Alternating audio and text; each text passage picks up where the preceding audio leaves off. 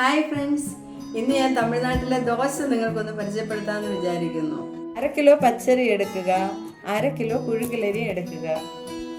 ഇനി അതിലോട്ട് നമുക്ക് ഒരു 1/4 കിലോ ഉഴുന്ന് ഇടണം.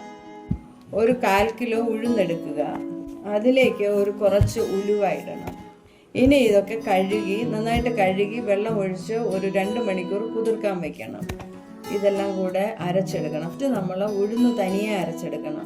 പിന്നെ അരി അരച്ച് ഇതെല്ലാം കൂടെ മിക്സ് ചെയ്യണം. ഇനി ഈ ദോശയുടെ കോമ്പിനേഷനായിട്ട് ഉപയോഗിക്കുന്ന ചില ചട്നികൾ. ഫസ്റ്റ് നമുക്ക് ഒരു തേങ്ങാ ചട്നി അരയ്ക്കാം.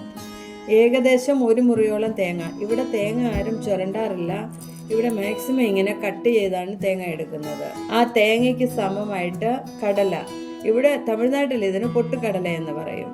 പിന്നെ കുറച്ച് കറിവേപ്പില, കുറച്ച് പച്ചമുളക്, പിന്നെ ഒരു ചെറിയ പീസ് കുറച്ച് ഇഞ്ചി, കുറച്ച് മല്ലിയില, എല്ലാം കൂടെ നന്നായിട്ട് അരച്ച് അതിൻ്റെ മേളിൽ ഒന്ന് കടുക് വറുത്തൊഴിച്ചാൽ ഇങ്ങനെ ഒരു തേങ്ങാ ചട്നി കിട്ടും. അടുത്തത് തക്കാളി ചട്നി. അതിന് വേണ്ടിയിട്ട് ഒരു 4-5 മീഡിയം സൈസ് തക്കാളി, പിന്നെ ഒരു 2 സവോള, ഒരു കുറച്ച് മല്ലിയില, ഇനി ഒരു 3-4 നമ്മുടെ വറ്റൽമുളക്, നമ്മളുടെ എരിവിനനുസരിച്ച് ഒരു ചെറിയ 2-3 വെളുത്തുള്ളി, ഒരു ശകലം പുളി, നമ്മുടെ ആവശ്യത്തിന് ഉപ്പ്, ഇതെല്ലാം കൂടെ ഇച്ചിരി എണ്ണ ഒഴിച്ച് നന്നായിട്ട് വഴറ്റി അരയ്ക്കണം. നന്നായിട്ട് വഴറ്റണം.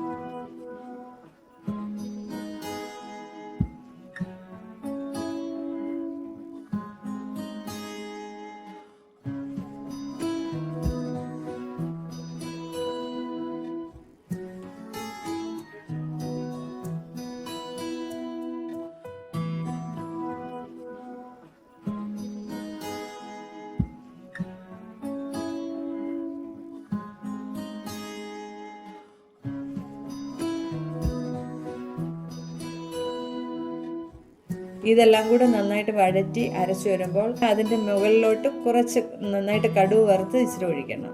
അടുത്തത് ഞാൻ നിങ്ങൾക്ക് പരിചയപ്പെടുത്താൻ പോകുന്നത് പച്ച കളറിലുള്ള പുതിന ചട്നി. അതിനായിട്ട് കുറച്ച്, അതായത് 1 പിടി പുതിനയില, കുറച്ച് മല്ലിയില, ഒരു 4-5 പച്ചമുളക്, ഒരു ശകലം പുളി, അതിനാവശ്യമുള്ള ഉപ്പ്, ഇതെല്ലാം കൂടെ നന്നായിട്ട് അരച്ചിട്ട് അതിൻ്റെ മുകളിലും ഇച്ചിരി കടുക് വറുത്തൊഴിക്കണം. അങ്ങനെ ചെയ്ത് കഴിയുമ്പോൾ നിങ്ങൾക്ക് ഈ പച്ച കളറിലുള്ള പുതിനയില ചട്നി കിട്ടും. നമുക്ക് കല്ല് വെച്ചിട്ട് ഈ ദോശമാവ്, നമ്മൾ ദോശ ഉണ്ടാക്കുന്ന ഒരു സ്പൂൺ മാവ് തന്നെയാണ് ഇവിടെ എടുക്കുന്നത്. പക്ഷേ ഇവർ ആ കല്ല് മുഴുവൻ അത് പരത്തി നല്ല തിന്നായിട്ട് പരത്തി അതിലൊരു മുട്ട പൊട്ടിച്ചൊഴിക്കുന്നു. ഈ മുട്ട പൊട്ടിച്ചൊഴിച്ച് അതിനെ നന്നായിട്ട് പരത്തുന്നു. അങ്ങനെ മുട്ട ദോശ ഉണ്ടാക്കാം.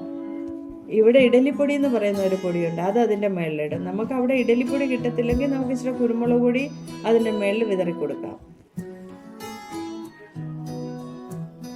അതുപോലെ ഒരു ദോശ ഒഴിച്ചിട്ട് ഗ്രേറ്റ് ചെയ്ത ക്യാരറ്റ് അതിൻ്റെ മേളിലിട്ടിട്ട് അത് ചില വേവിച്ചിട്ട് മടക്കിയെടുക്കുക. അപ്പോൾ ക്യാരറ്റ് ദോശ.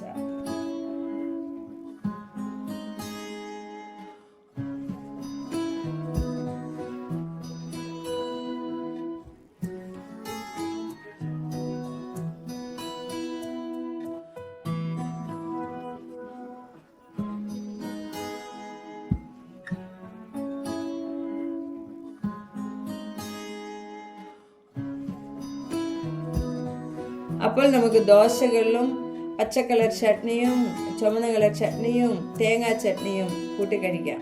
അടിപൊളി, റെഡി.